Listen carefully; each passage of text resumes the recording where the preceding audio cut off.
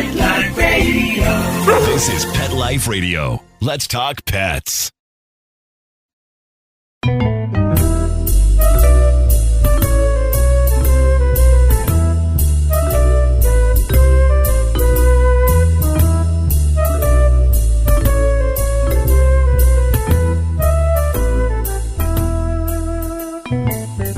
Hello, cat lovers. This is Michelle Fern, your host on Cattitude.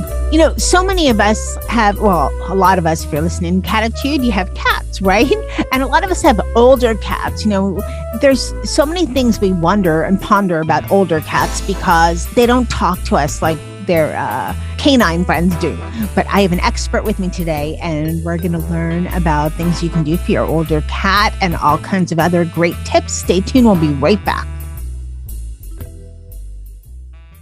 Here's an alarming statistic. More than 2/3 of dogs and cats have oral health disease by the age of 3, and one of the indicators is bad breath. Do your pets have a healthy mouth? Do you cringe when it's time for a kiss or a snuggle? Let's get to the cause. Harmful bacteria in their mouth. And bad breath is just the start. The bad bacteria cause tartar and oral disease, which can lead to serious overall health problems. It's critical to make sure your pet's oral health is the best it can be, as good dental health is key to optimizing their overall health.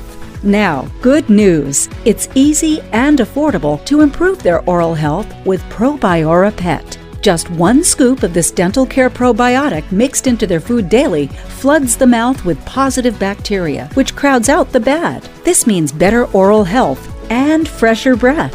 Probiora Pet is an all-natural dental care probiotic. It's odor and taste-free, so your pets will still enjoy their chow. We want to keep your pets healthy. During National Pet Oral Health Month, our listeners can save 10%. Go to probiorapet.com and use PLR10 at checkout. That's probiorapet.com. Use PLR10 at checkout to save 10%. Let's Talk Pets on PetLifeRadio.com.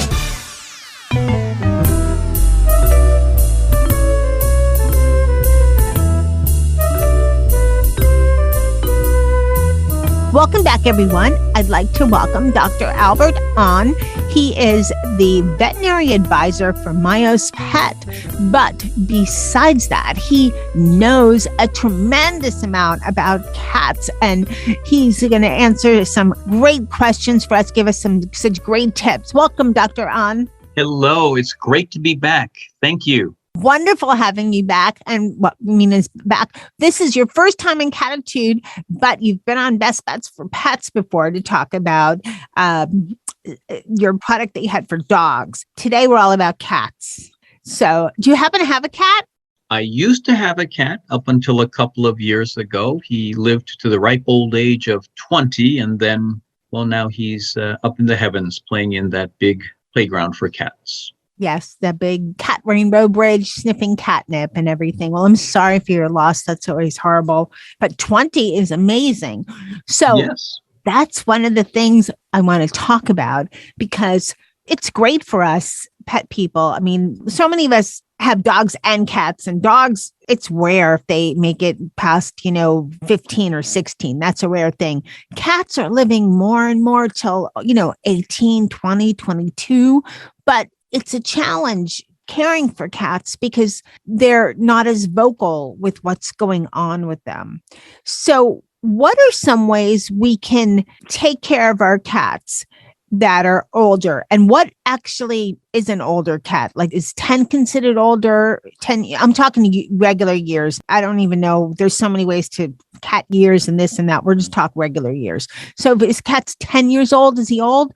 Or is it 15 is old? What is old? Not that long ago, probably 8 to 10 years ago, a 7-year-old cat was considered to be an older cat. With better science, better food, better nutrition, better care, we now say that 10 years really is the sort of the rough line in the sand for an older cat.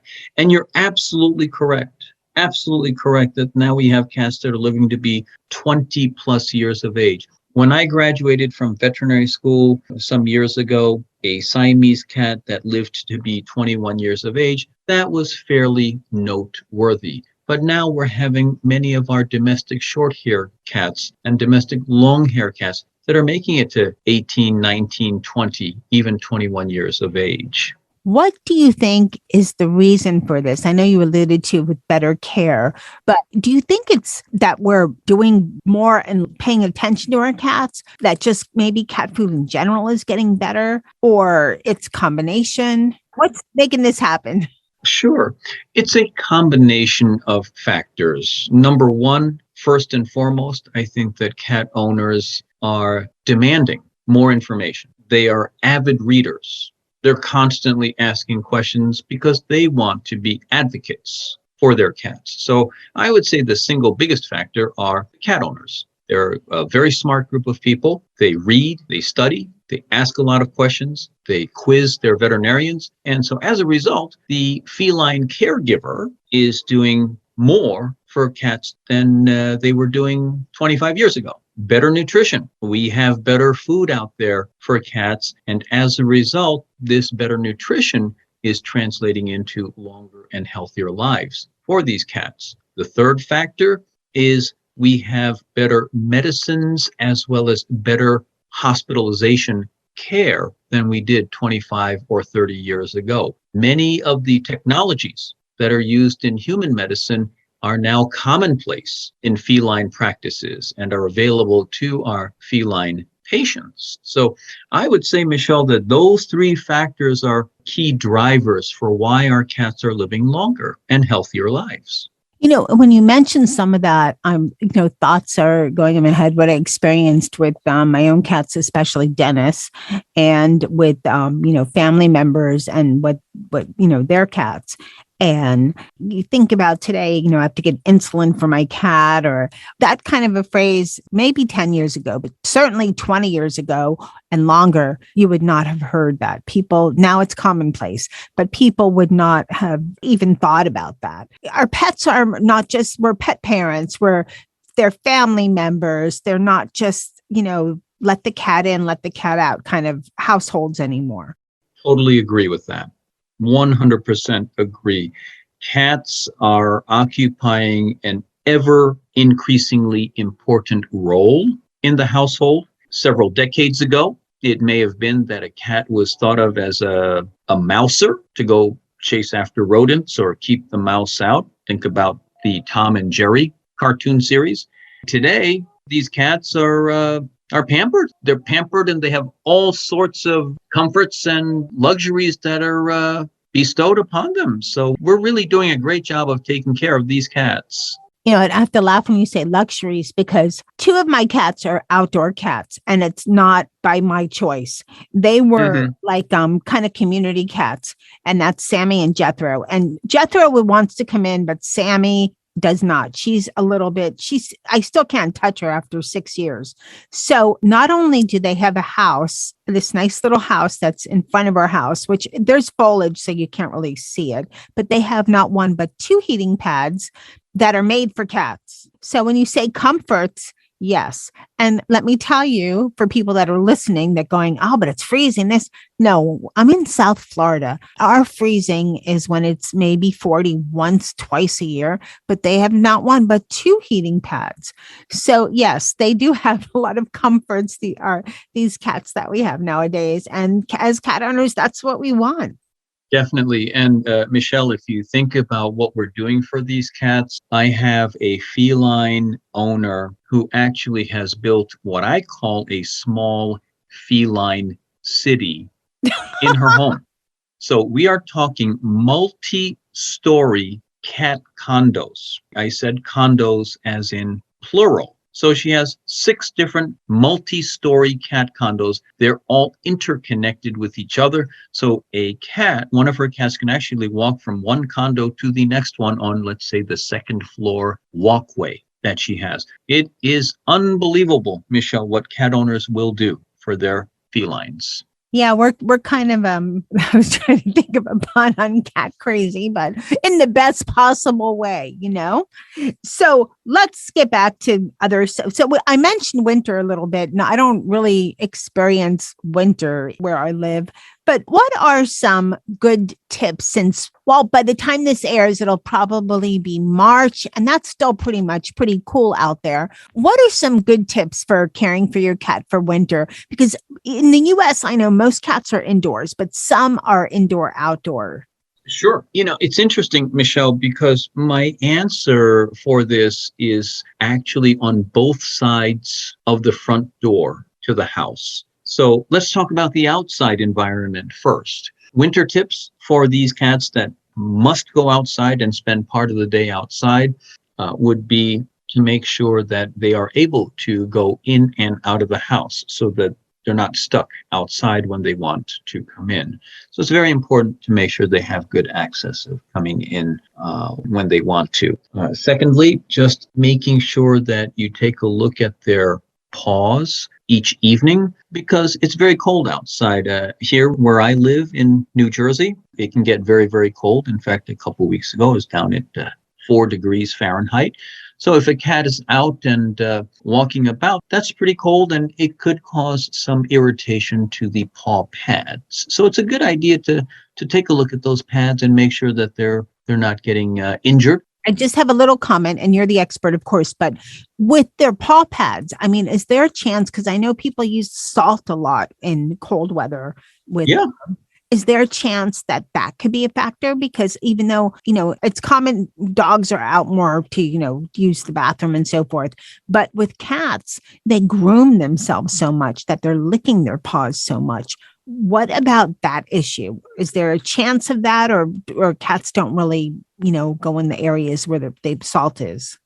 Cats may not frequent the pavement, the salted areas, as frequently as dogs might. However, it is a good idea to check the paw pads for not only salt, but also gravel that can wedge its way in between the paw pads.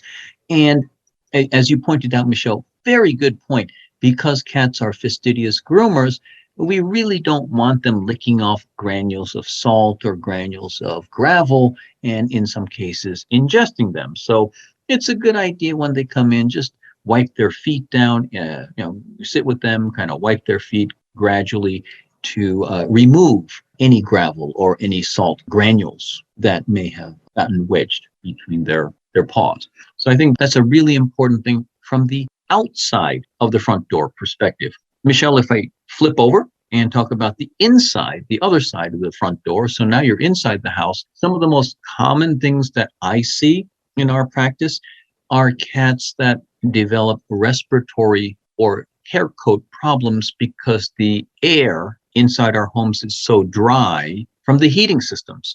And so I will mention to clients, particularly when I see a lot of dandruff on the cat's hair coat, I'll suggest that they add fish oil to their cat's diet because fish oil is rich in omega-3 fatty acids, and that helps to moisturize the skin. It also helps to maintain strong skin. I also suggest that if it's very, very dry, that they consider adding humidification, adding a humidifier to the main room where our furry felines might be inhabiting or spending most of their time. And thirdly, for my patients that are prone to having asthmatic attacks, in fact, I just had one earlier today, I tell pet owners to get one of those air purifiers. So something that is a HEPA filter to filter out all of the particulate matter that's in the air, because you get the dry air, you get the airborne particulate matter, and you have a cat that's prone to developing asthmatic attacks. That's really a very good recipe to trigger an asthmatic event. So a lot of the things that I will talk about center around airborne particulate matter, humidification of the dry air, and using a natural supplement like salmon oil or fish oil, which most cats love having on their food to help bolster their omega-3 fatty acid levels. Dr. Ahn, when adding salmon oil or fish oil, is this something you should check with your veterinarian? What would be the dosage? I mean, like a little sprinkle of it? Do you buy the capsules? I know that you can buy them in the vitamin aisle of any place, any store has it. But is this particular for cats, or is it just human grade is fine? I really like the fish oils that were designed and developed specifically for cats because they will adjust the dosage of the omega-3 fatty acids that are there. And most of these feline fish oil bottles will have recommended dosing information on them. It's always a good idea to consult with your veterinarian to see what her or his thoughts might be about what role fish oil could play in your cat's diet. So certainly between the label on the package as well as the veterinarian's advice would be a good place to start. It is my personal preference, Michelle, that it be the liquid fish oil supplement as opposed to the capsules, because I find that the liquid seems to be more available to the body. The body is better able to use the liquid version, and I see better clinical results with the liquid fish oil compared to the capsules. Okay. And that's capsules versus having your cat swallow a capsule? Right. The liquid fish oil, you just pump it directly onto your cat's food. So it's almost like putting ketchup on your French fries, if you will. No, that I understand. But when you said capsule, do you mean giving your cat a capsule otherwise? Yeah. Some people will attempt Who to. would want to do that? I mean, that's hard. Exactly. That's a challenge. That's what I thought you meant. And I thought liquid is just fine. Yes. And that was the other point I was going to make, is that the liquid is so much easier. One of the things that a veterinarian dreads is having to dispense a pill or a tablet medication to a feline owner, because most cats are not going to cooperate in having a pill or tablet shoved down their throat. So that's another reason why the fish oil capsules or the fish oil tablets are not ideal for our feline friends. Yes, liquid, much better idea. Let's talk about something. I know this is a topic that is very important to you, and we're going to get to even more of it in the second half of the show. But let's talk about, we were talking about older cats in the beginning. One of the things that we see a lot with older cats is muscle loss and, joint issues. How do we know that that's happening? A cat's 10, they are moving around. They seem to be fine. It's hard to tell. The dogs, you're walking them. They might walk a little funny, but cats, it's more difficult. They sleep a lot. So how do we know if our cats are experiencing muscle loss, any joint issues or anything like that? That is a terrific question. The whole idea about joint disease in older cats is something that really hasn't gotten enough attention, Michelle. Arthritis in cats is a very big deal, especially for our middle-aged and older cats. And we really haven't paid enough attention to the needs of these older cats that develop arthritis, in part because cats are very, very secretive about any ailments that they might have. Unfortunately, the best way to tell that a cat's not feeling well is to suddenly realize that your cat is not very visible, is not very present. You have to now find your cat under the bed, or you find your cat tucked away behind the couch, or you find your cat tucked away in the shoe section of your closet, hiding in a corner. These are some telltale signs that your cat is not feeling well. And one of the things that we in veterinary medicine are really beginning to embrace and recognize is the fact that arthritis in middle-aged and older cats is a very real and a clinically significant phenomenon. There are some newer drugs that have come out that help with arthritis. We also have some very new drugs that are about to be launched later this year, specifically for feline arthritis. And I always encourage cat owners to critically look at the muscles on their cat's legs. I can tell right away, Michelle, if a cat has arthritis just by feeling the joints and feeling what the muscle mass or the muscles in the major legs feel like. If I'm feeling a lot of muscle loss, it tells me that the cat is not using these muscles. And one of the most obvious reasons, Michelle, is because their joints are somewhat painful and they don't really want it around. So I think that it's important to have these cats looked at twice a year. And veterinarians are very happy to make recommendations on ways that we can help to mitigate joint pain and to help maintain healthier muscles, because we know that healthy muscles will support these aching or arthritic joints and allow these cats to live more mobile lifestyles. All right, we have to take a short break, but I have a question for you on muscle loss. We'll be right back right after this break. Max, a 9-year-old rescue cat, was struggling to get up the stairs. I tried Antinol, which is a natural, super potent pet joint and well-being supplement that has enhanced the lives of over 2 million pets worldwide. You know, in just 30 days, Max's recovery has let him race up the stairs. Start Antinol daily and see your dog or cat's mobility comfort improve in just 30 days. Guaranteed. If you want to be proactive about your pet's health and wellness, Antinol is an effective way to help prevent mobility discomfort. And check this offer out. You're not going to believe it. It's fabulous. Free shipping on your first order and a free bonus pack for the first 15 days to give optimal results and a 100% money-back guarantee. Start your pet's mobility makeover at Antinol.com. Keep happiness in motion. Let's talk pets Let's talk pets on Pet Life Radio. Pet Life Radio. PetLifeRadio.com. Welcome back, everyone. We're talking with Dr. An about so many important things for your aging cat and winter tips and all kinds of things. Now, we just talked about muscle loss. I know, obviously you're a veterinarian with years of experience.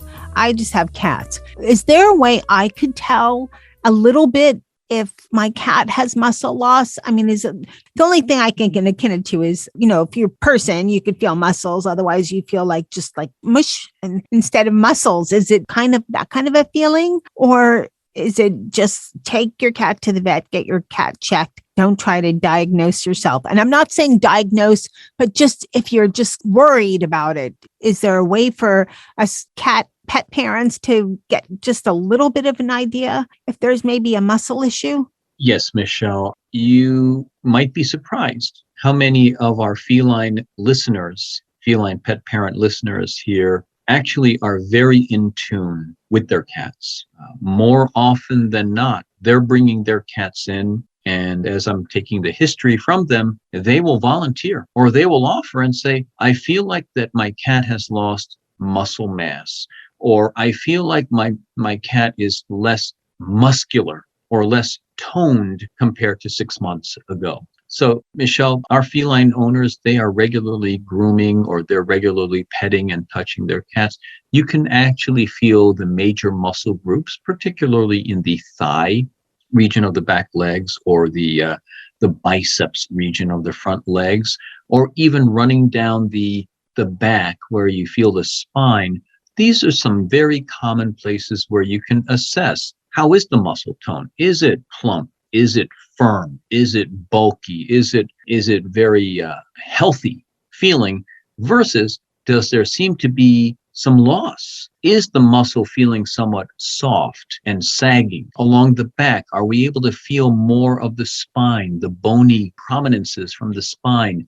When you start to feel that, much of that is from loss of muscle. Yes, some of that is from loss of fat, but also there's a lot of muscle that runs along the back or runs along the vertebral spine. So there are lots of ways that our feline pet parents can qualitatively evaluate muscle mass in their cats. Those are great tips. I wonder also, and you're talking about, joints and so forth and arthritis, are cats more prone to it because they're such jumpers over? This isn't about, feline versus canine, but, are cats just more prone to it? Or are cats that are jumpers more prone to it? Some cats are jumpers, some are not. Some are lazy, like my Dennis. He is not much of a jumper, but Molly's, I think, more likely to jump around. So would that have an effect on the cat's joints, or it's just depends on how the cat's aging? Sure.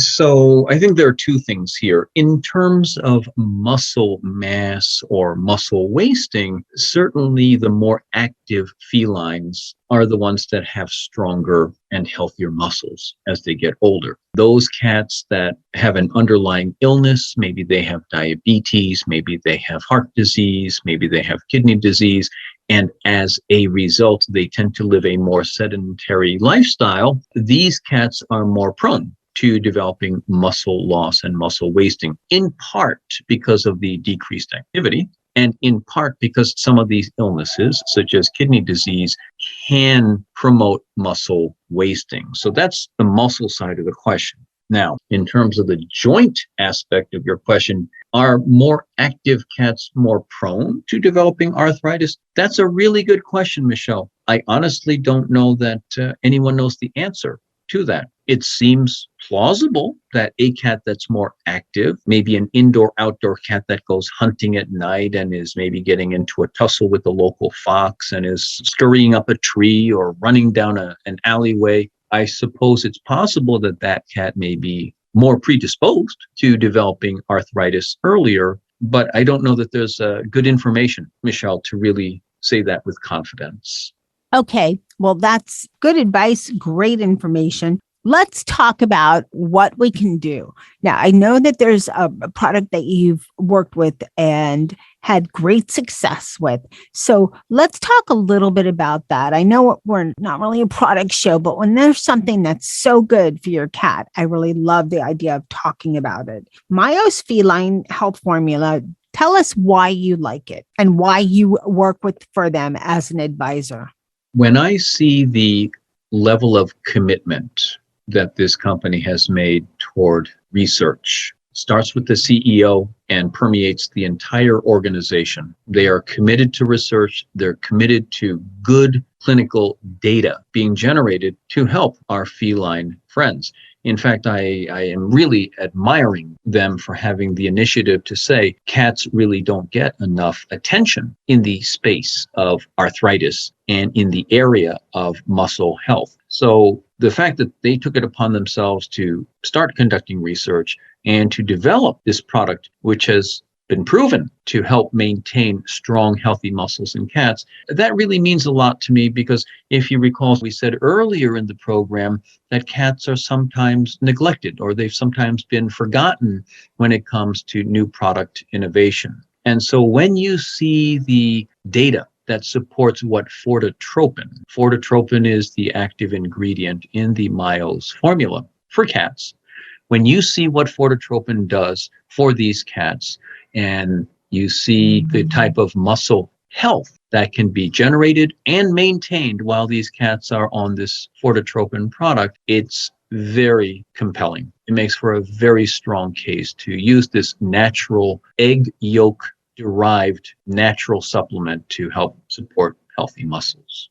So how would someone come to the cat pet parent, come to the determination that their cat needs to start looking to Myo's Feline Health Formula and start giving it to their cat? Would it be a referral from their vet? Is it something that they could just say, my cat's kind of sluggish, older, let me look into this for my cat, or just that my cat's older, this would be a good addition to their diet? What would the pet parent need to think about for Myo's to be a consideration for their cat or cats? Well, certainly, you've raised some very good points, Michelle. You want the veterinarian to participate in this discussion because the veterinarian is in a great position to provide an overview of what the cat's health is and what the status of the muscle health is specifically. If the veterinarian feels that there has been muscle wasting, the medical term we call that is sarcopenia, then certainly the veterinarian can make that recommendation, or the pet owner can actually go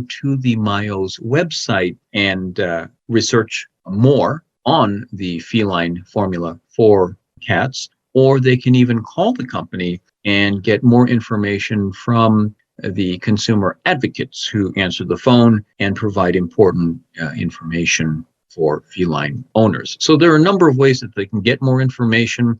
And certainly once they try the product, Michelle, they will see that there is a noticeable improvement in muscle health as well as mobility in some of these cats that have lost muscle mass. So the cat pet parent, just to clarify, can do a number of things. Is Mayos a veterinary prescribed product? It is a veterinary prescribed product. Okay. All right. So they can do research, but you need to see your veterinarian.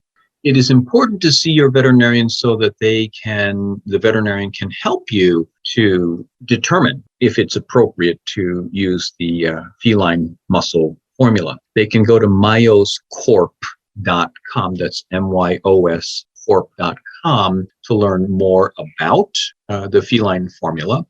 And they can certainly call the company as well and speak with one of the consumer advocates there. That's great to know. And it's also good to know that it's an all natural formula. I have a question for you. If there was something, you're a veterinarian, you see pet parents bringing their cats all the time. I want to know maybe your top 2 or 3 things that if you could tell every cat pet parent to do, what would you tell them?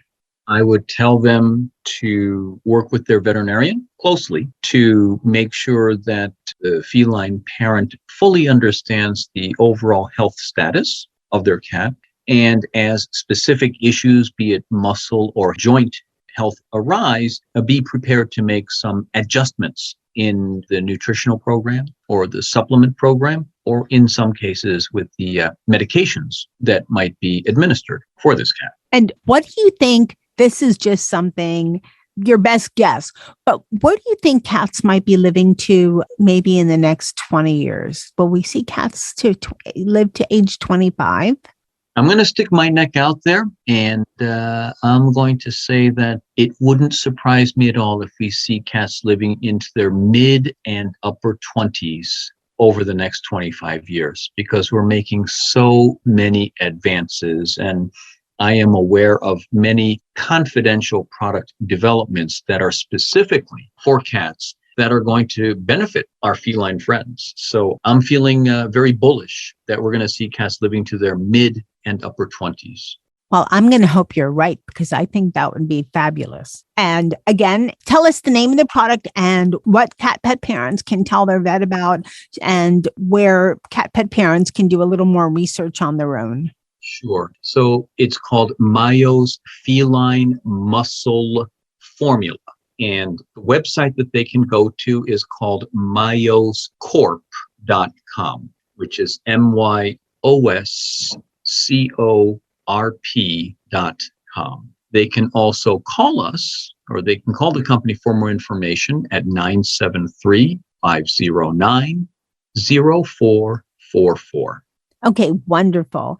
This show has been just chock full of such great information and great advice. I want to thank you so much for your time to give us all of these great tips, and also letting us know about Mayos Feline Health Formula for our aging cats. I know many of us have aging cats, and this is a great product to check into and ask your vet about. So thank you, Dr. An, for coming on Cattitude. Well, thank you so much, and stay healthy, stay safe, and I really enjoy working with you. I hope there'll be more opportunities. Same here. Thank you. We'll send you some warm weather, because it was like 85 here. It's too hot. Yes, please do send that weather here. We would very much appreciate it. I'll do my best. Thanks again. Okay. Bye-bye. Well, everyone, I hope you enjoyed this show. Dr. An had a great amount of tips, for your cat, for cold weather, for older cats, for checking your cat for muscle, loss and joint issues. And, I have to tell you, I know we don't like to do a lot of product stuff on Cattitude, but I felt that this was something I really wanted to share. I did try Mayos Feline Health Formula on Jethro, because Jethro was having some issues, and I did a telemedicine because he's an outdoor cat, kind of a feral/community cat, and I wanted to take him to the vet, but I couldn't catch him. I tried for 3 hours, and so I did a telemedicine and did the dosage and everything. And I have to say, he has improved so much. So I had to have Dr. On to share all this with you. And I want to thank my guest, Dr. On, for coming on Cattitude. I want to thank Jethro for trying Mayo's feline health formula. Thanks to Sammy, his partner, that made sure that he took his medicine. Thanks to Dennis, Charlotte, and Molly for teaching me all about cats. A huge thank you to my producer, Mark Winter, for making me and my guests sound amazing. And a humongous thank you to everyone in the Cattitude audience for listening to Cattitude. I appreciate it so much. And remember, lose the attitude. Have Cattitude. Let's Talk Pets, every week on demand, only on PetLifeRadio.com.